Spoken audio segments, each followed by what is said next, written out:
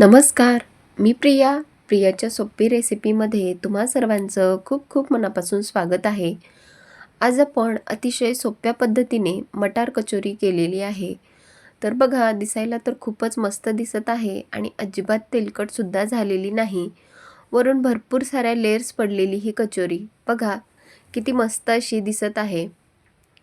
तर सध्या बाजारामध्ये भरपूर प्रमाणामध्ये हिरवा मटार आलेला आहे, म्हणजेच वाटाण्याच्या शेंगा आलेल्या आहेत. तर त्या वापरून तुम्ही या छोट्याशा कचोऱ्यासुद्धा बनवू शकता. बनवायला इतक्या सोप्या आहेत आणि खायला खूपच टेस्टी लागतात. तर एक कचोरी मी तुम्हाला तोडूनसुद्धा दाखवणार आहे. तर बघा, अगदी खुसखुशीत आणि कुरकुरीत आपली ही कचोरी तयार झालेली आहे. तर यामध्ये आपण अजिबात मैद्याचा वापर केलेला नाही. गव्हाचं पीठ वापरून ही कचोरी बनवलेली आहे. तर रेसिपी शेवटपर्यंत नक्की बघा आणि व्हिडिओ जर आवडला असेल तर माझ्या चॅनलला प्लीज लाईक आणि सबस्क्राईब करा. चला तर मग रेसिपीला सुरुवात करूया. आता इथे मी अर्धी वाटी बारीक रवा घेतलेला आहे. तर रवा आपल्याला एकदम बारीकच वापरायचा आहे. जर तुम्हाला इथे मैद्याची कचोरी करायची असेल तर तुम्ही पूर्णपणे मैदा वापरू शकता आणि जर गव्हाच्या पिठाची कचोरी करायची असेल तर तुम्ही इथे 1 ते दीड वाटी गव्हाचं पीठ आणि अर्धी वाटी रवा वापरायचा आहे. तर बघा, इथे मी रवा जो आहे तो चांगला स्वच्छ चाळून घेतलेला आहे. अर्धी वाटी रवा घेतला आहे आणि त्यासाठी एक मोठी वाटी आपण गव्हाचं पीठ घेतलेलं आहे. तर गव्हाचं पीठसुद्धा आपण चाळून घेतलेलं आहे. आता यामध्ये चवीनुसार थोडंसं मीठ टाकून घ्यायचं आहे. 1 चमचा ओवा टाकून घ्यायचा आहे. कचोरी खाताना ओव्याची खूप छान अशी टेस्ट येते. आता बघा, ओवा जो आहे तो थोडासा हातावरती क्रश करून टाकलेला आहे आणि आता एक होल केलं आणि त्यामध्ये आपल्याला 2 टेबलस्पून तेल टाकायचं आहे. म्हणजे मी एक पळी छोटीशी तेल टाकलेलं आहे. तर तेल जे आहे ते आपल्याला कच्चं तेल वापरायचं आहे. या कच्च्या तेलामुळे जी कचोरी आहे ती अगदी खुसखुशीत तयार होते. तर आपल्याला तेल गरम करायची काही आवश्यकता नाही. तेल जे आहे ते कच्चंच तेल आपल्याला वापरायचं आहे आणि तेल टाकलं की पिठामध्ये आपल्याला चांगल्या प्रकारे हे तेल पिठाला मिक्स करून घ्यायचं आहे. यामुळे आपली कचोरी जी आहे ती अगदी खुसखुशीत तयार व्हायला मदत होते. तर यामध्ये आपण काही टिप्स दिलेल्या आहेत. व्हिडिओ शेवटपर्यंत नक्की बघा आणि व्हिडिओ जर आवडला असेल तर पुन्हा एकदा एक निवेदन करते की माझ्या चॅनलला लाईक आणि सबस्क्राईब करा. आता बघा, आपली पिठाची जी आहे ती छान अशी मूठ वळली जात आहे. म्हणजे आपलं पीठ आता छान असं मिक्स झालेलं आहे.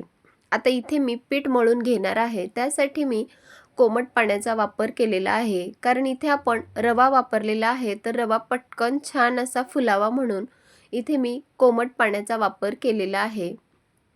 आता थोडं थोडं करून यामध्ये आपल्याला पाणी टाकून पीठ जे आहे ते छान असं सॉफ्ट मळून घ्यायचं आहे. तर बघा, इथे आपण पिठाचा छान असा सॉफ्ट गोळा मळून तयार केलेला आहे. ज्याप्रमाणे आपण चपातीला पीठ मळतो त्याच प्रकारे हे सुद्धा पीठ आपल्याला मळून घ्यायचं आहे. तर बघा, पीठ आपलं किती छान असं स्ट्रेच होत आहे. अशाच प्रकारचं हे पीठ आपल्याला कचोरीसाठी पाहिजे. तर हे पीठ जे आहे ते आपण आता यावर एक झाकण ठेवून एक अर्धा तासासाठी मुरू देणार आहेत. म्हणजे यामध्ये आपण रवा वापरलेला आहे तर तो छान फुलावा म्हणून एक अर्धा तास रेस्टसाठी ठेवणार आहेत. आता तोवर आपण इकडे जे कचोरीमध्ये सारण असतं ते तयार करणार आहे. तर त्यासाठी मी एक वाटी भरून हिरवा मटार घेतलेला आहे. तर इथे मी चॉपर घेतलेला आहे. जर तुमच्याकडे अशा प्रकारचं चॉपर नसेल तर तुम्ही इथे मिक्सरला सुद्धा हे वाटाणे जे आहेत ते पल्स मोडवर वाटून घेऊ शकता. इथे मी चॉपरमध्ये हा वाटाणा बघा वाटून घेतलेला आहे. तर जर तुम्ही मिक्सरला सुद्धा वाटत असाल तर आपल्याला पल्स मोडवरच वाटायचं आहे. तर याची एकदम बारीक पेस्ट करायची नाही. आता इथे आपण मसाला कुटून घेतलेला आहे. तर त्यामध्ये 2 हिरव्या मिरच्या, 10 ते 12 लसणाच्या पाकळ्या, 1 चमचा जिरं, 1 चमचा बडीशोप आणि 2 ते 3 मिरे कुटून घेतलेला आहे. आता लगेच आपण या सारणाची तयारी करूयात. चला तर मग गॅसवरती मी कढई गरम करण्यासाठी ठेवली आहे आणि कढईमध्ये आपल्याला आता एक पळी तेल टाकून घ्यायचं आहे. तर तेल आपलं थोडंसं तापलं की त्यामध्ये आपण जे वाटण करून घेतलं होतं हिरवी मिरचीचं ते वाटण आपल्याला परतून घ्यायचं आहे. तर हे जे वाटण आहे ते अगदी 2 ते 3 मिनिट आपल्याला छान असं परतून घ्यायचं आहे. कारण इथे आपण थोडीशी हिरवी मिरची कच्ची वापरली आहे. तर हिरवी मिरची चांगली परतावी. अगदी मंद आचेवर हे वाटण आपल्याला परतून घ्यायचं आहे. तर बघा 1 ते 2 मिनिट झालेले आहेत. वाटण जे आहे ते चांगलं परतलं. आता यामध्ये आपण अर्धा चमचा हळदी पावडर टाकून घेतली आहे आणि ती सुद्धा आपण छान अशी आता परतून घेतली आहे. आता यामध्ये आपण चवीनुसार मीठ टाकून घेणार आहेत. काही मसाले ॲड करणार आहेत, तर त्यामध्ये आपण 1 चमचा धने पावडर टाकली आहे, 1 चमचा मिरेपूड, तर 1 चमच्यापेक्षा सुद्धा कमी मिरेपूड वापरली आहे, 1 चमचा जिरेपूड वापरली आहे आणि आता हे सर्व सुके मसाले आपल्याला चांगले मिक्स करून घ्यायचे आहेत. आता बघा आपल्या सारणाला छान अशी बाइंडिंग यावी म्हणून आपण इथे 1 ते 1.5 चमचा बेसन पीठ वापरलेला आहे. तर बेसन पिठामुळे सारणाला खूप छान अशी बाइंडिंग येते आणि ते सारण जे आहे ते आपलं पातळ होणार नाही. आता बेसन पीठसुद्धा आपल्याला यामध्ये छान असं परतून घ्यायचं आहे.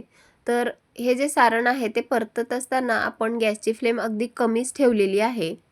कुठेही गॅसची फ्लेम वाढवलेली नाही. तर बघा नंतर आपण वाटलेला वाटाणासुद्धा यामध्ये टाकून 1-2 मिनिट चांगला परतून घेणार आहेत. आता वाटाणा चांगला परतून घेतला की त्यामध्ये आपण बारीक चिरून घेतलेली कोथिंबीर टाकून घेणार आहेत आणि अगदी 1 ते 1.5 चमचा आपल्याला यामध्ये पाणी टाकून घ्यायचं आहे आणि आता हे छान असं मिक्स करून घ्यायचं आहे. हवं तर तुम्ही वरून थोडंसं लाल तिखटसुद्धा वापरू शकता, पण आपण ऑलरेडी हिरवी मिरची वापरलेली आहे. आता सारण जे आहे ते 1-2 मिनिट आपल्याला झाकून शिजवून घ्यायचं आहे, कारण वाटाणा जो आहे तो आपण कच्चा वापरला होता. तर बघा आता वाटाणा जो आहे तो आपला छान असा मऊ झालेला आहे. तर गॅसची फ्लेम आपल्याला कमी ठेवून हा जो वाटाणा आहे तो चांगला शिजवून घ्यायचा आहे. आता यामधील पाणी जे आहे ते पूर्णपणे कमी झालेलं आहे आणि सारण जे आहे ते सुद्धा आता आपलं घट्ट झालेलं आहे. आता हे सारण आपण पूर्णपणे थंड करून घेतलं आहे आणि आता याचे आपल्याला एक छोटे-छोटे बॉल्स बनवून घ्यायचे आहे. म्हणजे आपल्याला कचोरीमध्ये भरण्यासाठी अगदी सोपे जातील. तर तुम्हाला हवे तेवढे तुम्ही बॉल्स इथे बनवून घेऊ शकता. अगदी लहान आकारामध्ये बनवू शकता किंवा जर सारण तुम्हाला जास्त आवडत असेल तर तुम्ही इथे मोठेसुद्धा बॉल्स बनवून घेऊ शकता. आता इथे आपण अशा प्रकारे सर्व बॉल्स बनवून घेणार आहेत. तर इथे मी 2 बॉल्स बनवलेले आहेत. बाकीचे सुद्धा बॉल्स अशाच प्रकारे बनवून घेणार आहे, कारण आपल्याला कचोरी करताना पटकन ही सोपी जाईल. आता इथे बघा आपलं पीठसुद्धा आता छान असं रेस्ट झालेलं आहे. तर बघू शकता तुम्ही आपला रवा जो आहे तो छान असा मुरलेला आहे. आता हे पीठ आपण परत आता मऊ करून घेणार आहेत. तर बघा तुम्हाला पीठ बघून अंदाज आलाच असेल की पीठ आपलं किती छान असं सॉफ्ट झालेलं आहे. आता याचा एक लिंबाच्या आकाराचा छोटासा गोळा घ्यायचा आहे.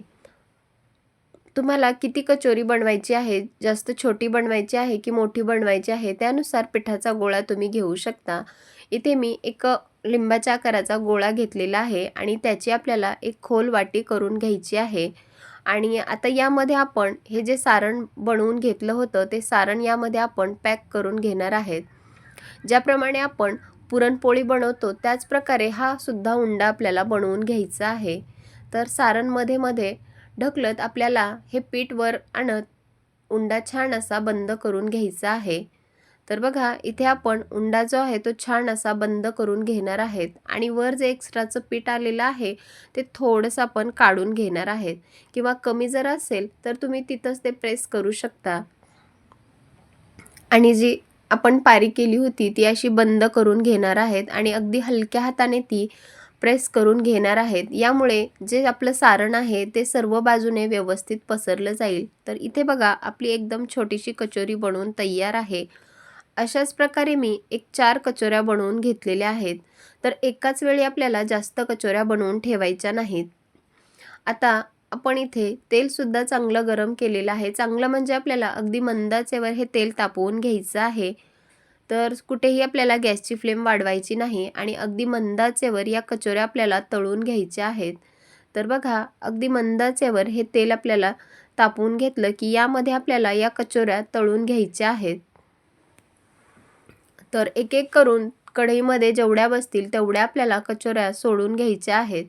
आता बघा थोडंसं सेट झाल्या की त्या चमच्याने आपल्याला पलटवून घ्यायचे आहेत. तर या कचोऱ्या तळत असताना आपल्याला अगदी मंद आचेवर या कचोऱ्या तळून घ्यायच्या आहेत. जर तुम्ही हाय फ्लेमवर या कचोऱ्या जर तळून घेतल्या तर त्यावरून तर पटकन तळल्या जातील आणि मध्ये तशाच कच्च्या राहतील. म्हणून आपल्याला अगदी मंद आचेवर या कचोऱ्या ज्या आहेत त्या तळून घ्यायच्या आहेत. तर सुरुवातीपासून जेव्हा आपण तेलामध्ये या कचोऱ्या सोडल्या की तेव्हापासून आपल्याला एक 7 ते 8 मिनिट कचोऱ्या तळण्यासाठी वेळ लागतो. तर बघा इथे आपल्या कचोऱ्यांचा रंगसुद्धा बदललेला आहे आणि कचोरी आता छान अशी तळलेली आहे. तर बघा रंगसुद्धा खूपच सुरेख आलेला आहे आणि लेयर्स पण खूप छान आलेले आहेत. तर इथे आपण एक बॅच तळून घेतलेली आहे. अशाच प्रकारे आपण दुसऱ्यासुद्धा कचोऱ्या तळून घेणार आहेत.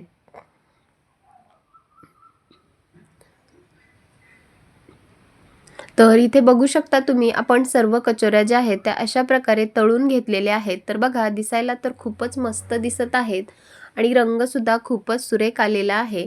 तर इथे आपण ताज्या हिरव्या वाटाण्यांपासून कचोरी बनवलेली आहे. रेसिपी एकदम सोपी आहे आणि व्हिडिओ शेवटपर्यंत बघितल्याबद्दल तुमचे खूप खूप धन्यवाद. तर पुन्हा भेटूयात अशाच एका खमंग रेसिपीसोबत. तोपर्यंत मस्त रहा, स्वस्त रहा आणि चांगलं चांगलं खात रहा.